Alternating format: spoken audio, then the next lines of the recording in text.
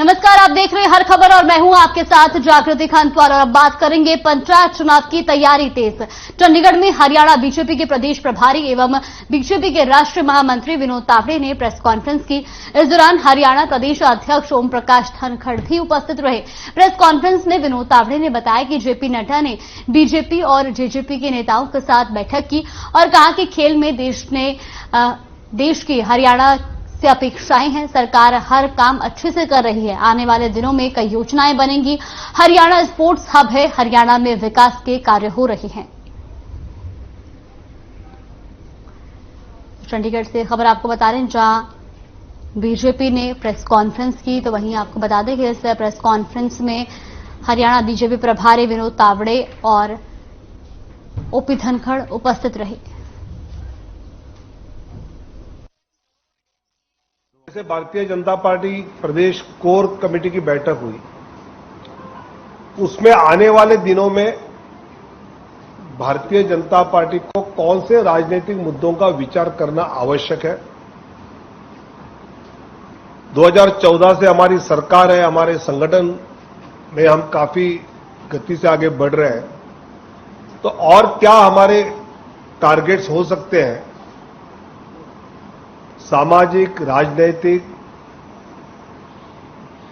Electoral analysis करते हुए हरियाणा भाजपा किस दिशा में आगे बढ़ना चाहिए, इसका भी सटीक मार्गदर्शन आदरणीय राष्ट्रीय अध्यक्ष जी ने इस कोर कमेटी के बैठक में हम सबको किया। इनेलो सुप्रीमो ओम प्रकाश चौटाला फरीदाबाद पहुंचे। इस दौरान इनेलो सुप्रीमो ओम प्रकाश चौटाला स्थानीय व्यापारियों से उन्होंने मुलाकात की, जहां सभी व्यापारियों और कार्यकर्ताओं ने उनका स्वागत किया। जहां उन्होंने 25 सितंबर को होने वाली रैली में सभी को शामिल होने के लिए कहा। साथ ही संगठन की मजबूती पर विचार विमर्श किया। इसके अलावा इनेलो सुप्रीमो ओम प्रकाश चौटाला ने बताया कि वो पार्टी वर्करों से मिलकर पार्टी संगठन को और मजबूत बना रहे हैं। वहीं नगर चुनाव को लेकर उन्होंने कहा कि सत्ता पक्ष का तो दिवाला पिट रहा है, हम विपक्ष की भूमिका निभा रहे हैं, जिससे कि हमें जनता का पूर्ण सहयोग और समर्थन मिल रहा है। तो इनेलो सुप्रीमो ओम प्रकाश चौटाला फरीदाबाद पहुंचे, जहां उन्होंने व्यापारियों से मुलाकात की।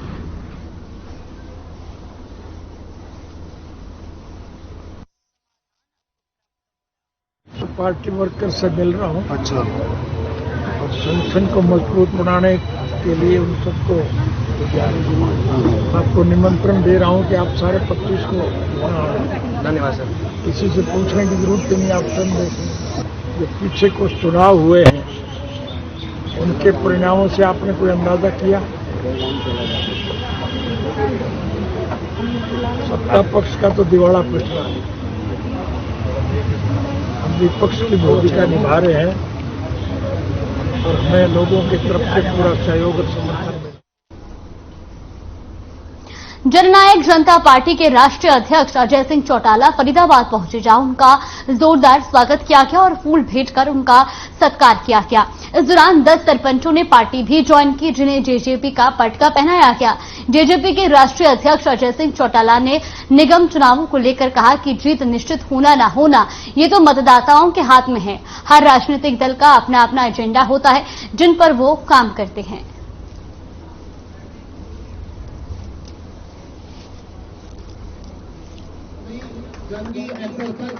मैं अपने पुराने साथी पुरुषोत्तम जी के आवास पर उनके पुत्रों से मिलने के लिए, परिवार से मिलने के लिए आया हूं और इस अवसर पर करीब इस इलाके के 10 सरपंचों ने पार्टी भी ज्वाइन की है।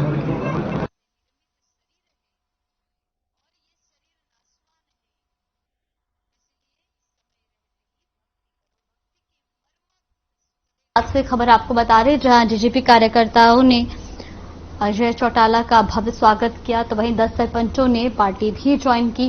तमाम पार्टियां लगातार पंचायत चुनाव की तैयारियों में जुटी हुई है और इस सिलसिले में अजय चौटाला भी फरीदाबाद पहुंचे और उन्होंने वहां पर जेजेपी कार्यकर्ताओं से मुलाकात की। तो वहीं इस दौरान जेजेपी कार्यकर्ताओं ने उनका भव्य स्वागत किया।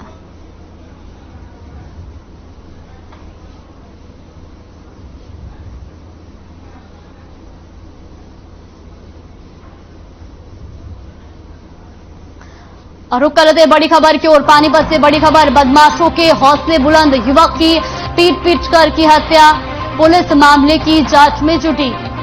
तो एक पानीपत से बड़ी और अहम जानकारी, पानीपत में बदमाशों के हौसले लगातार बुलंद होते नजर आ रहे हैं। युवक की पीट कर हत्या की गई है। तो वहीं आपको बता दें कि पानीपत का ये पूरा मामला बताया जा रहा है। वहीं अब पुलिस इस पूरे मामले की जांच में जुट गई है। तो बड़ी और अहम खबर पानीपत से।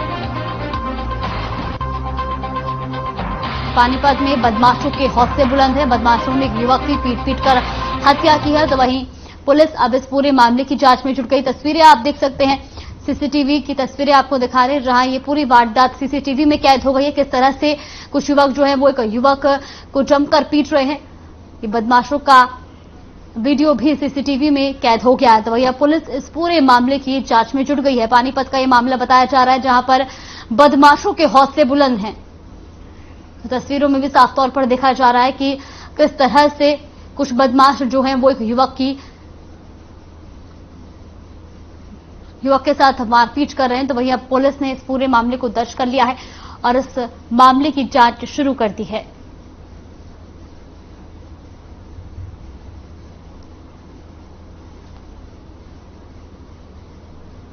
तो पानीपत से ये बड़ी और अहम खबर, पानीपत में बदमाशों के हौसले बुलंद होते नजर आ रहे हैं। बदमाशों ने सरेआम एक युवक की पीट कर हत्या कर दी। तो वहीं ये पूरा मामला सीसीटीवी में कैद हो गया है, जिसके बाद पुलिस ने अब इस मामले की जांच शुरू कर दी है।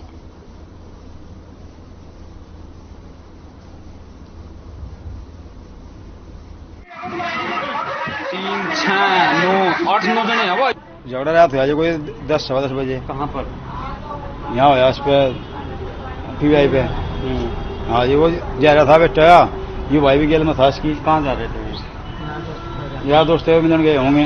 तो वहां से सारे लड़कों ने मतलब 8-10 मोटरसाइकिल थी, तो ना ये आगे तो जाए घेर लिया और ना डंडों दे हथियारों दे मार दिया जी। दोनों 5 तोड़ दिए, सिर।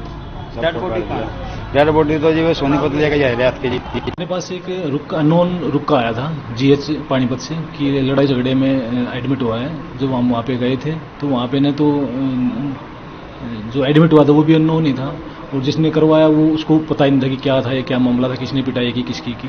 वहाँ पे हम गए तो उसको रेफर पीजीआई कर दिया गया था। पीजीआई गए तो वहाँ भी कोई नहीं मिला था हमें, लेकिन हमें बाद में हमने पता किया कि वो अर्जुन नगर का रहने वाला था लड़का, विकास नाम था, और उसके साथ कुछ लड़कों ने 7-8 लड़कों ने मारपीट की है बरसत रोड पे। तो उसकी कार्रवाई। और अब बात करेंगे कांग्रेस में किचकिच जारी। जी हां, गुरुग्राम में कांग्रेस ने हल्ला बोल रैली को लेकर समीक्षा बैठक की। बताया जा रहा है कि दिल्ली के रामलीला मैदान में रविवार को होने वाली कांग्रेस की हल्ला बोल रैली को लेकर समीक्षा बैठक की गई। इस दौरान हरियाणा के पूर्व मंत्री कैप्टन अजय यादव ने गुरुग्राम से 500 गाड़ियां ले जाने की बात कही। साथ ही पूर्व मंत्री कैप्टन अजय यादव ने बैठक में नहीं आने वाले नेताओं की चुटकी भी ली। इसके अलावा कैप्टन अजय यादव ने कहा कि ये लोग कांग्रेस को कमजोर कर रहे हैं। वैसे भी जो चुनाव में 12,000 वोट लेते हैं वो कांग्रेस को क्या मजबूत करेंगे।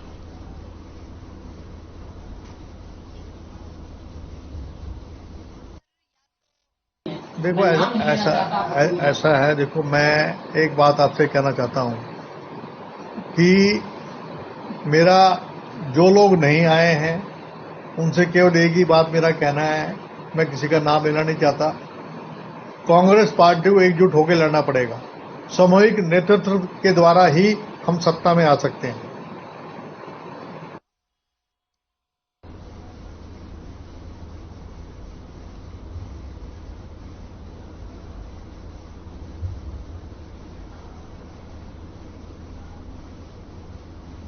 और अब बात करेंगे यूनिवर्सिटी में धर्म का खेल। सोहना गुरुग्राम मार्ग पर जीडी गोयनका यूनिवर्सिटी उस समय अचानक जय श्री राम के नारों से गूंजने लगी जिस समय यूनिवर्सिटी में पढ़ने वाले छात्रों को ये जानकारी लगी कि यूनिवर्सिटी के एक वीसी की ओर से मुस्लिम समुदाय के छात्रों के लिए नमाज पढ़ने के लिए रूम अलाउट कर दिया गया है। वैसे ही छात्रों का गुस्सा फूट पड़ा और छात्र नमाज के लिए अलॉट किए गए रूम का विरोध करते हुए जय श्री राम के नारे लगाते हुए वीसी के कार्यालय में पहुंच गए। छात्रों के विरोध जताने की खबर यूनिवर्सिटी में आग की तरह फैल गई, जिसके बाद नारेबाजी करने वाले छात्रों को शांत कराया गया और आनन फानन में मामले को शांत कराया गया। हालांकि मामले की जानकारी पाकर थाने के प्रभारी और गुप्तचर विभाग के अधिकारी मौके पर पहुंचे।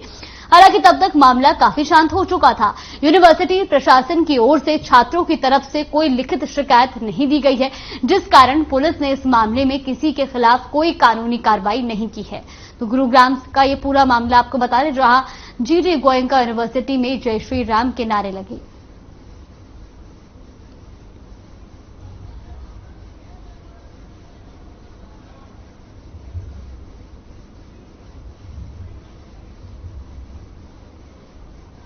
वैसी खबर पर ज्यादा जानकारी के लिए गुरुग्राम ब्यूरो हेड सुशील सिंह हमारे साथ जुड़ गए। सुशील, सबसे पहले आपसे जानना चाहेंगे कि यूनिवर्सिटी में धर्म का खेल चल रहा है, जहां एक धर्म के जो समुदाय के लोग हैं उनको रूम अलॉट किया जा रहा है नमाज पढ़ने के लिए, तो वहीं इसका विरोध जताने के लिए अब छात्र जय श्री राम के नारे लगा रहे हैं। क्या कुछ पूरी जानकारी मिल रही है? बिल्कुल जागृति, देखिए 3-4 दिन पहले की घटना है और सोहना में जीडी गोयनका यूनिवर्सिटी है, वहां का यह पूरा मामला है और आरोप यह है कि छात्रों ने मांग किया नमाज पढ़ने के लिए, जिसके बाद प्रशासन ने, जीडी गोयनका प्रशासन ने उन्हें कमरा अलॉट कर दिया और वहां नमाज पढ़ने की उन्हें हामी भर दी। हालांकि जैसे ही इसकी जानकारी बाकी छात्रों की लगी तो सभी छात्रों ने विरोध शुरू कर दिया, वाइस चांसलर के पास भी पहुंचे। हालांकि विवाद इतना बढ़ा कि पुलिस मौके पर पहुंची, पुलिस को भी बुलाया गया। हालांकि पुलिस के पहुंचने से पहले इस पूरे मामले को सुलझा लिया गया था प्रबंधन के द्वारा, लेकिन यह बात सामने मीडिया में आई है, लोगों के बीच आई है, जिसके बाद इसकी जानकारी विश्व हिंदू परिषद को लगी और विश्व हिंदू परिषद की टीम ने कल विजिट भी किया, वहां पे विजिट कर प्रबंधन से मुलाकात भी की और आगे की कार्रवाई में जुटी। हमारे साथ विश्व हिंदू परिषद के जिला के मंत्री हैं यशवंत शेखावत, वो भी मौजूद हैं और इनसे भी मैं जानने की कोशिश करूंगा कि क्या कल मामला था और किस तरह से आप लोगों को जानकारी मिली। हमें पता लगा कि जीडी गोयनका यूनिवर्सिटी के अंदर वहां पे नमाज के लिए रूम देने की बात आई सामने और वहां पे नमाज अदा करने की, इस तरह की सिंसन स्थान के ऊपर नमाज करने के लिए तैयारी की गई थी और करवाई भी गई, ऐसी सूचना मिली और कहा वहां हिंदू युवाओं ने वहां पर जोर विरोध भी किया और उसी सिलसिले में हम कल संगठन की दृष्टि से हम मिले थे, वहां पे प्रशासन से मिले थे, तो वहां के रजिस्ट्रार हैं उनसे मुलाकात हुई थी राघव जी। उन्होंने बताया कि हाँ इस तरह की चीजें हुई थी, आगे हम ध्यान रखेंगे। लेकिन मैं ये कहना चाहता हूँ कि इस तरह के जो घटनाएं हो रही है ये बड़ी निंदनीय है और जो मुस्लिम समुदाय के वहां पे एक प्रोफेसर हैं जिन्होंने इस तरह की सोच और इस तरह की विचारधारा को लेकर आगे बढ़ रहे हैं, ये बिल्कुल गलत है, इस तरह की चीजें नहीं होनी चाहिए। और हमने उन्हें बताया है, उनको अवगत कराया है कि इस तरह से अगर दोबारा होता है तो हम हिंदू धर्म के अंदर हर दिन कोई ना कोई त्योहार होता है, पर्व होता है, मंदिर होते हैं, तो हमारे भी फिर 7 दिन निश्चित हैं, वो तैयारी कर लें या तो उसको इस तरह की चीजें दोबारा ना करें। शेखावत साहब, अमूमन हम देखते हैं कि धार्मिक स्थलों में हिजाब का मुद्दा गरमाया था, गुरुग्राम में नमाज का मुद्दा गरमाया और एक बार फिर कहीं ऐसा नहीं लग रहा है कि फिर इसको हवा देने की कोशिश की जा रही है, इलेक्शन आ रहे हैं तो इसको लेकर? देखो, अगर इस तरह की राजनीति करते हैं तो ये बड़ी गलत है, निंदनीय है। चाहे वो नमाज का प्रकरण हो, रास्ते रोक के नमाज पढ़ना किसी धर्म में, किसी समुदाय में ये चीजें उचित नहीं है। व्यवस्थाओं को खराब करना, रोडों को जाम करना, ये व्यवस्था और माहौल को खराब करने के सिवाय कुछ। अब उसमें विश्व हिंदू परिषद क्या कुछ कर रहा है? क्योंकि यूनिवर्सिटी में कल आप लोग गए थे, वहां क्या कुछ जानकारी मिली और आगे क्या कार्रवाई विश्व हिंदू परिषद कर रहा है? देखिए, उन्होंने कहा है स्पष्ट रूप से कि इस तरह की चीजों पे हम ध्यान देंगे और उन्होंने हायर लेवल पे अपनी मैनेजमेंट से बात भी करी है इस विषय से और उनको कहा है कि हम इस तरह पूरा संज्ञान लेंगे और आगे इस तरह की चीजें नहीं होंगे, इस तरह से उन्होंने आश्वासन दिया है और हम नहीं होने देंगे। तो बाकी अगर फिर भी अगर होती है तो जो वहाँ पे जो छात्र थे हम उनसे भी मिलेंगे और मंगलवार का समय तय किया है, हमने उनसे मिलेंगे, बातचीत करेंगे और जो भी होगा वहां उनकी कार्रवाई करेंगे। बिल्कुल नहीं होंगे। बिल्कुल जागृति, आपने सुना विश्व हिंदू परिषद के हैं और जिला मंत्री है और इन्होंने साफ कर दिया। कल इनकी टीम भी गई थी वहां पे और मुलाकात की उन छात्रों से जिन छात्रों ने विरोध किया था और साथ ही मैनेजमेंट के जो रजिस्ट्रार हैं उनसे भी इन्होंने मुलाकात किया था और मुलाकात के बाद मंगलवार का समय तय हुआ है, वहां मुलाकात होगी और प्रबंधन से जानकारी ली जाएगी कि आखिर एक शिक्षण संस्थान में किस तरह से नमाज या धार्मिक गतिविधियों को बढ़ावा दिया जा रहा है। जी बिल्कुल सुशील, और बड़ा सवाल यही है कि आखिर इस पूरे मामले पर वीसी का क्या कुछ कहना है। शिक्षण संस्थान में इस तरह से किसी भी धर्म को या किसी भी जाति को इस तरह से अलॉट करना, स्पेशल रूम अलॉट करना। फिलहाल आपका बहुत बहुत धन्यवाद सुशील तमाम जानकारी के लिए और हमारे साथ जुड़ने के लिए। और अब बात करेंगे सुलझेगी मर्डर मिस्ट्री। जी हां, सोनाली फोगाट हत्या मामले में बड़ा खुलासा हुआ है। बता दें कि मुख्य आरोपी सुधीर सांखवान ने गोवा पुलिस कस्टडी में अपना जुर्म कबूल कर लिया है। उसने सुखविंदर की मदद लेकर सोनाली को जानबूझकर ड्रग का ओवरडोज देने की बात को माना है। उसका इरादा सोनाली की करोड़ों की संपत्ति हथियाना था। पुलिस फिलहाल आरोपी सुधीर सांखवान के बैंक खातों की जांच में जुटी है। गोवा पुलिस ने ऑफ कैमरा मीडिया से बातचीत में बताया कि हर संभव जांच जारी है। सोनाली की डायरी को विश्लेषण करने के लिए भेज दिया गया है। साथ ही सोनाली के बैंक लॉकर को सील कर दिया गया है। मामले में पुलिस की जांच अभी भी जारी है।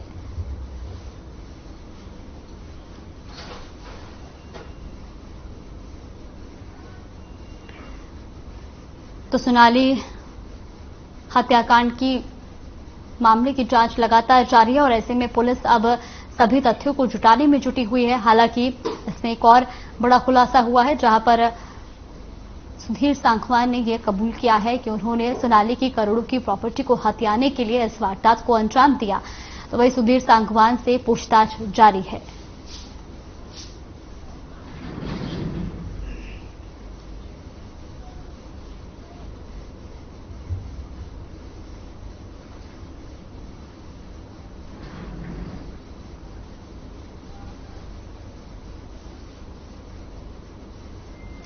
टीचर ट्रांसफर और टेंशन। हिसार के उकलाना के अंतर्गत आने वाले गांव फरीदपुर में ग्रामीणों और विद्यार्थियों ने स्कूल को ताला जड़ दिया। बता दें कि सरकारी स्कूल में से 7 अध्यापकों के ट्रांसफर किए जाने पर ग्रामीणों और छात्रों में रोष है, जिसे लेकर छात्रों ने स्कूल के सामने धरना प्रदर्शन कर जमकर नारेबाजी की। ग्रामीणों का कहना है कि उनका स्कूल सभी कॉलम पूरे करता है। स्कूल में कुल 10 अध्यापक थे, जिनमें से 7 मुख्य सब्जेक्ट के अध्यापकों का तबादला कर दिया गया, जिसके कारण बच्चों की पढ़ाई रुक गई है। तो वही छात्रों का कहना है कि अगर उनके स्कूल में स्टाफ पूरा नहीं किया गया तो परिवार के लोगों के साथ मिलकर आने वाले चुनाव का बहिष्कार किया जाएगा, जिसको लेकर गांव के लोगों ने एक लिखित ज्ञापन गवर्नर और मुख्यमंत्री के नाम सौंपा है, जिसमें स्कूल के स्टाफ को जल्द से जल्द पूरा किए जाने की मांग की गई है।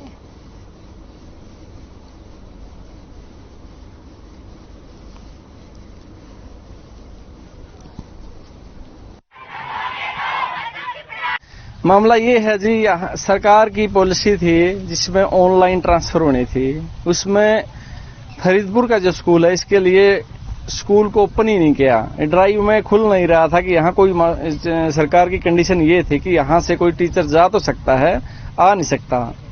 इसी पॉलिसी के तहत यहाँ से सभी टीचर चले गए। यहाँ बचा तो सिर्फ स्टाफ के रूप में एक गेस्ट टीचर और दूसरा बचा क्लर्क। मेरे बच्चों को वो विषानाश होना लग रहा है, तो मैं ये कह रही हूँ भी 10वीं क्लास का स्कूल था, ये बंद होने जा रहा है। तो अभी मैं ये कह रही हूँ भी मेरे बच्चों ने कहाँ भेजें।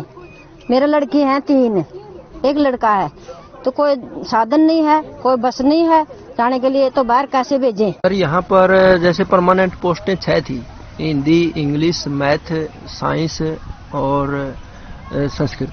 उनमें से मान लो सभी चले गए, 6 के 6 चले गए। एसएस की पोस्ट पर अकेला मैं बचा हूँ। जैसे आर्ट एंड क्राफ्ट के हैं वो 10वीं में कोई परमानेंट पोस्ट है भी नहीं, और एक कंप्यूटर के हैं। ये 3 आदमी बचे हैं जी, बाकी सभी चले गए और बाकी सारी पोस्टें कैप्ट की हुई है। हमारे जैसा कि आप सभी देख रहे हैं कि यहाँ पर हम नारेबाजी कर रहे हैं, तो यहाँ पर ना हमारे स्कूल में अब एक भी टीचर्स नहीं है। पहले 10 टीचर थे, 6 टीचर्स के ट्रांसफर हो गए जो हमारे घंटियाँ लेती थी। 6 टीचर्स हमें पढ़ाते थे, तो 4 टीचर्स, एक तो ड्राइंग के टीचर्स हैं। हमारे पास ड्राइंग की हमें ड्राइंग ले भी नहीं रखी 10th क्लास में, तो छोटे बच्चों को ही पढ़ाते हैं। उनके भी हमारी सारी पढ़ाई ना बर्बाद हो रही है। हम लोगों ने निर्णय लिया है कि हम हमारे घर के किसी को भी वोट नहीं देंगे, और जो भी वोट का प्रचार करने के लिए हमारे गांव में आएगा उसे हम हमारे गांव में नहीं आने देंगे। आप ऐसा क्यों कर रहे हैं? स्कूल में टोटली 10 अध्यापक थे और 6 अध्यापक की ट्रांसफर हो गई है। अब एक ड्राइंग का टीचर है और एक पीजीटी, और बस दो सर तो ना कागज कार्रवाई में लगे रहते हैं। हमारी एक भी घंटी नहीं लगती। अब हमारी सारी पढ़ाई बर्बाद हो चुकी है। बस 3-4 दिन हो गए हमारे स्कूल, हमारे अध्यापकों के ट्रांसफर हुए अब हमारी कोई भी पीरियड नहीं लगते। कालावली के जगमावली गांव में स्कूली बच्चों और ग्रामीणों ने स्कूल का ताला जड़ा और सरकार के खिलाफ जमकर नारेबाजी की। वहीं गांव वासियों ने मांग की है कि अगर सरकार के पास अध्यापकों की कमी है तो उनके गांव में जो बच्चे पढ़े लिखे हैं उन्हें कॉन्ट्रैक्ट बेस पर पढ़ाने के लिए रखा जाए। साथ ही गांव वासियों ने चेतावनी भी दी कि अगर सरकार ने स्कूल में स्टाफ की कमी को पूरा नहीं किया तो आने वाले समय में ग्रामीण और बड़ा प्रदर्शन करेंगे। फिलहाल मौके पर आए थाना प्रभारी और विक्रमजीत प्राचार्य ने गांव वासियों से उनका मांग पत्र लेकर समझा बुझाकर स्कूल का ताला खुलवाया।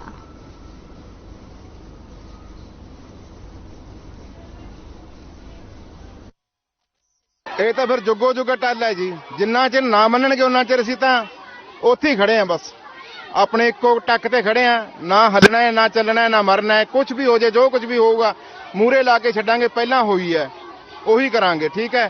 ਉਸ ਤੋਂ ਬਾਅਦ ਬੇਨਤੀ ਹੈ ਵੀ ਇਹ ਕਹਿੰਦੇ ਸਾਡੇ ਕੋਲੇ ਅਧਿਆਪਕ ਕੰਮ ਹੈ, ਉਹ ਇਹਨਾਂ ਨੂੰ ਖੁੱਲੀ ਛੁੱਟੀ ਹੈ ਵੀ ਸਾਡੇ ਹਰੇਕ 15 ਵਾਰਡ ਹੈ, 15 ਵਾਰਡਾਂ ਦੇ ਵਿੱਚ ਹਰੇਕ ਵਾਰਡ ਦੇ ਵਿੱਚ 5 ਤੋਂ 6 ਬੱਚਿਆਂ ਨੇ ਮਾਸਟਰੀ ਦਾ ਕੋਰਸ ਕੀਤਾ ਹੋਇਆ। ਉਹਨਾਂ ਨੂੰ ਕੱਚੇ ਤੌਰ ਤੇ ਲਾ ਦੇਣ, ਸਾਡੇ ਬੱਚੇ ਪੜ੍ਹਨ, ਸਾਨੂੰ ਕੋਈ ਇਤਰਾਜ਼ ਨਹੀਂ, ਭਾਵੇਂ ਕਿੰਨੇ ਦਿਨ ਹੀ ਛੱਡ ਦੇਣ। ਅਸੀਂ ਉਸੇ ਵਕਤ ਅਸੀਂ ਧਰਨਾ ਉਠਾਉਣ ਨੂੰ ਤਿਆਰ ਹਾਂ।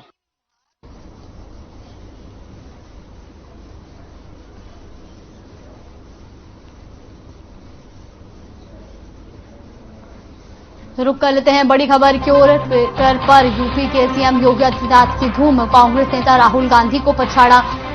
ट्विटर योगी के 21.5 मिलियन फॉलोअर्स राहुल गांधी को फॉलो करते हैं, 21.4 मिलियन। ट्विटर पर यूपी के सीएम योगी आदित्यनाथ की धूम देखने को मिली है। वहीं कांग्रेस नेता राहुल गांधी को उन्होंने पछाड़ा है। ट्विटर योगी के 21.5 मिलियन फॉलोअर्स हो गए, जबकि राहुल गांधी को 21.4 मिलियन लोग फॉलो करते हैं। तो ये बड़ी और अहम जानकारी।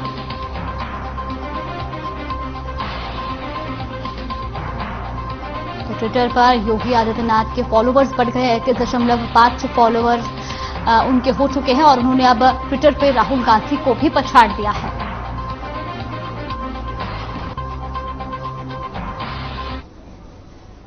बुलेटिन में फिलहाल के लिए बस इतना ही। आप बने रहिए हमारे साथ। नमस्कार।